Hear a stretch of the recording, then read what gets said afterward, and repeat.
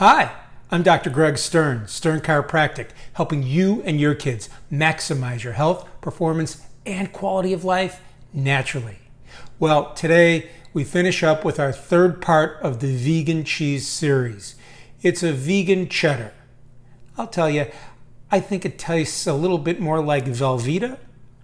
Anyway, it'll come out in a more firm type of loaf that you can then spread on bread to make grilled cheese, to be part of cheese on a sandwich. You can still melt it down and use it as a dip, but this one is really best as part of sandwiches. It's very good. So in addition to using the blender today, we're also going to have one last part.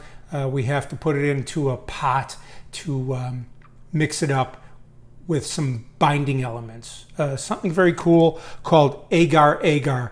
You get it at Asian food markets, but I actually got mine on Amazon. This recipe also uses the cashews soaked in hot water. This is only 5 minutes though. Nutritional yeast, cornstarch, lemon juice, fresh avocado, this agar-agar, turmeric, smoked paprika, and salt. So let's get started. All right. Now, as always, I will include a downloadable recipe in a link just below this video, along with a link to my newsletter archive at www.sternchiro.com. Over 25 years of health and wellness newsletters are located there for your benefit. Please feel free to use them. Look up other recipes. Look up, almost any topic you can think of related to natural health and wellness. And watch the videos and read the newsletters. You'll love them. And please share them with your family, your friends, your coworkers, anyone you know. So now we're going to add all of the ingredients except for the agar-agar powder and some water. So we'll go ahead and add some water. The cashews that have been soaked.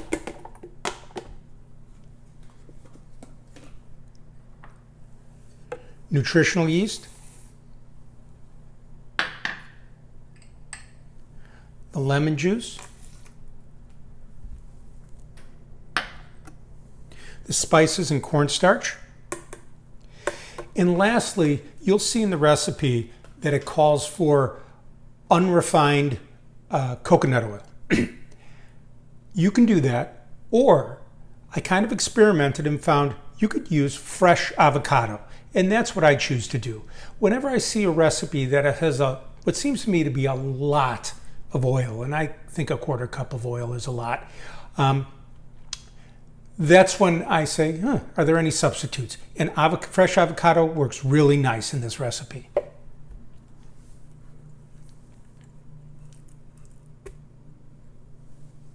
So I'm going to go ahead and blend this up, and we'll be right back. All right. Well, now you got a different perspective. I've blended up the mixture really well. And now I have a pot here on the stove that has the other half of the water that's in the recipe, and the agar-agar powder is dissolved into the water. I'm going to add this mixture to the pot, and then I'm going to turn it on and boil. Now this is going to require some very fast mixing for a couple of minutes until it firms up. And once it does, almost immediately, you need to pour it into the container that you're going to store it in. So the same container that I used to soak the cashews, I've now sprayed with avocado oil, and I'm going to pour that mixture directly in here and then put it into the fridge.